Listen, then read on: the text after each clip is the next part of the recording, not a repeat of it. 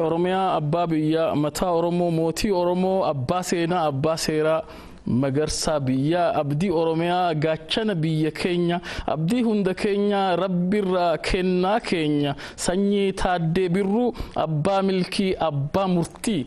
And it reads down Lama Magarsa. The first letters read Lama Magarsa. Yeah. Why Lama this way? Why? Well, Lama is a hero for me, a hero for Oromos, a hero for every nation, a hero for Amara, Oromo, Grage, Tigray, and all nations and nationalities and peoples of Oromo, peoples of Ethiopia. And he's a hero of Africa, and he's a hero of Glove to me. Why? Good. To say somebody a hero, there are some parameters, right? When you live for others, this makes you different. Did Lama live for others? Yeah, to me, so far, what I understand is Lama is living for his country. Lama is living for his nation. He's working down in the dusk.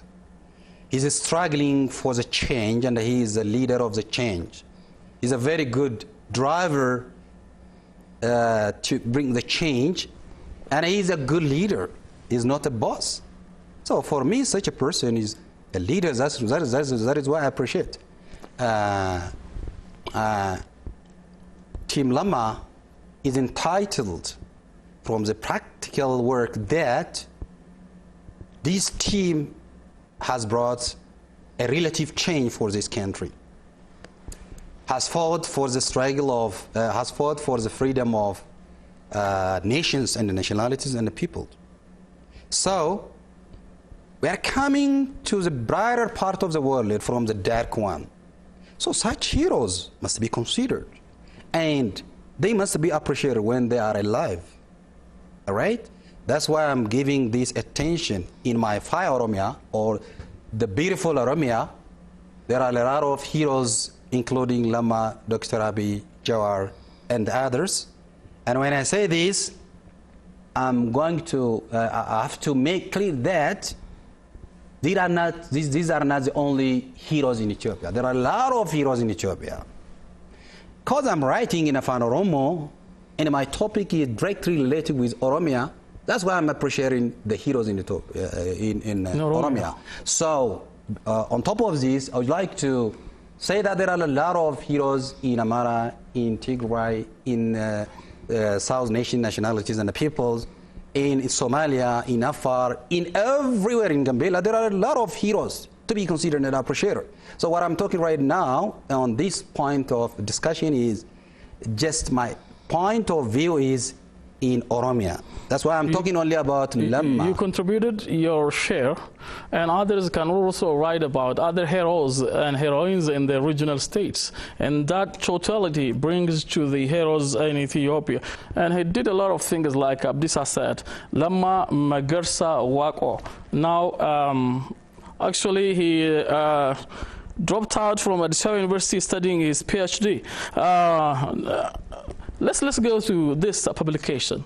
Many Oromo books are not being published. Why do you think our books are not coming out in Afan Oromo? Yeah, there are a lot of limitations in writing Afan Oromo. While I was teaching in Ambo University, I made a mini research on different languages, and especially for students who came from different parts of a country, especially from countryside. So with my mini research, the findings indicate that a lot of students who came from countryside have got poor achievement in either of the languages or in three of the languages. The first one is in English. They are poor at English. So the findings indicate that there is something to do with the curriculum. So the problem indicates that we need to have curriculum reform as English teaching is considered. Because as I mentioned before, English for our country is a foreign language. So the curriculum must be designed in such a way in order to make the student active learners, but existing curriculum, especially the curriculum which were being used 5 years before, were directly traditional approach, which is grammar based, that cannot help a student learn language, but instead it made a student to memorize the language and only pass the exam. Only to pass the exam.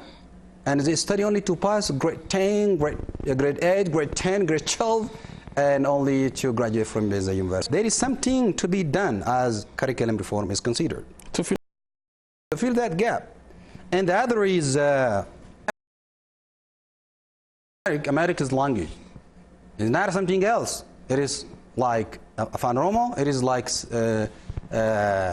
English, it is like French. We study French abroad, we study Chinese and whatever. Language basically is an instrument to do something. It is a means to do something. It's simply a tool. Simply a tool to do something. That is for you. So, studying Amharic is necessary for everyone. All right? So, we need to adjust our attitude to learn language. Well, language values equally. It is your attitude to learn a language. And it is your objective to give priority. For example, if you do have the objective to live abroad, to go to America and to do something, be it business, politics, economics, or whatever is it, you may give no attention to English. If you live in your country, we need all language equally and importantly. We acquire language inborn from our parents, from society. That is like, native language speakers. Vernacular, this academic say. Yeah. They learn everything from the society. They learn by doing. They learn situations. But in our country, that thing doesn't go through with learning. Some skills are learned in school. For example, reading is basically learned in school. Right. Let's come to our main theme. Publications in Afan-Romo are not even with those misspelled words. Whatever they are. Whatever they are not on market. Why? What do you think are the problems for that absence? Well, the experience of our society to read is relatively less. Our society need to be appreciated, need to be motivated, because a country is developed when a society reads, when a society writes. So the experience of our society to read and to write is less. That is one thing. And the other thing is the economic power. The economic power. We do have a lot of authors and writers. We can write much beautiful. We can write beautiful essays. We can develop beautiful books. That is not a big deal. Even if the experience of writing varies from a writer to a writer, a lot of people can write. But the big problem is economic problem. Now times, the printing houses make you pay a lot of money. And at this time, the printing cost is costlier than any time else. But you published over 20 books. Yeah, I did it. I do have my own effort of my own. All right. So the gap is that we do have many rich people. So then the rich people, the businessmen, must take their own share, must help the writers in becoming a sponsor, right?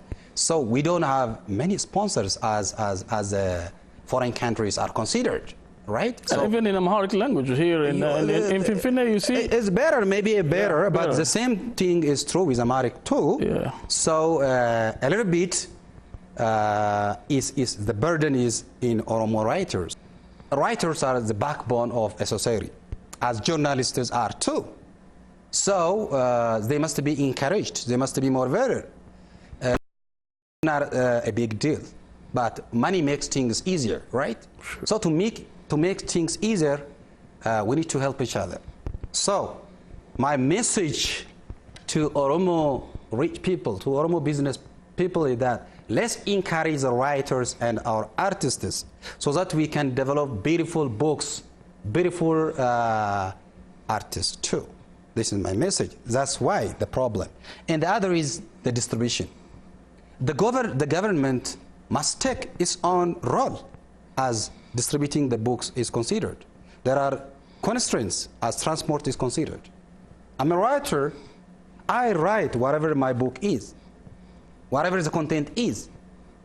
But I can't knock every door to make accessible, to make the books available everywhere. What I've been doing so far is like carrying my books with my bags, pushing my bags and luggage to everyone's door. Yeah, showing the people that you showing the this and people, that. convincing the people, right? Making marketing. You are a writer, you are a seller, you are a market person, and you do everything. This makes you tired, right? This makes you tired. So the writers need help. Government intervention is important. The government intervention is must if the development of this country is needed. If really democracy is needed to be practiced. Why? The writers read and write about democracy. The writers read about social, economical, and political affairs. So whatever they are, if they are encouraged, appreciable, and if they are the stakeholders from the government, NGOs, and the business people, things will be easier and easier. And that would be better and better to do things to help in such a way. Thank you. How many languages can you speak? Well, I can speak 3 different languages, including my first tongue, Afan Oromo, and then I learned Amharic from school. That is a very good chance for me to learn Amharic. And the third is English, and I learned English from grade 3. What about Sidamiya? Sidamiya, I speak a little bit Shima Shima. Shima Shima Shima Shima kale genomo. Okay. Ate danchate. Galantemo, Galantemo. Luwagesha Galantemo. Thank you so much. Because your birthplace is Kloda and neighbor of the Sidama people around Arbegona and other territories. I know those boundaries. The final question. What will you wish your country to be, and what is your plan in the future? Well, first, I believe in we, not in me. So, first I have to wish a very good wish for my country. I wish my country to be a democratic country, a developed country, a peaceful country, right? In which people live in harmony, in peace, in love, though there are a lot of differences and diversities. We got a lot of differences like attitude, religion, color, accent, language, whatever is it. These don't mean that they gap our unity. So I need Ethiopia to be a united country. And I need and I wish for Ethiopia a real federalism in which people are assumed brotherly, sisterly, and live respecting each other. And for myself, so far, I've been a teacher. I've taught for many years in different schools, as I've said, from grade 1 to university. I care the university, and I'm working as a full-time writer right now. That is good. I'm working for myself and for my society, for my country, as far as my knowledge is considered. But in the future, I used to be either education minister of Ethiopia, or I used to be a very good diplomat of Ethiopia to advertise Ethiopia to the world, because this is a beautiful country, because this is a country which is rich in resources, in natural resources, because this is a country of diversity, getting different nations, nationality, and people. So this must be Promoted? Promoted to the world. Yes, I need a very good help from you. So this must be promoted. And to do this, you must be a very good diplomat. And I hope I will be. So after here, so far I've been living for myself. And after here, I wish and I dream to live for my country and for my society. And hopefully, in the near future, with the struggling started by all nationalities and people, Ethiopia will be a very beautiful country. This is what I wish for my country. Wish you the best. Thank you very much. Thank you very much indeed. Thank you too. Well, viewers, I talked to a writer, an academician, Abdissa Guye Arse, who wrote over 20 books. And he's the father of 4, in fact, that we didn't raise.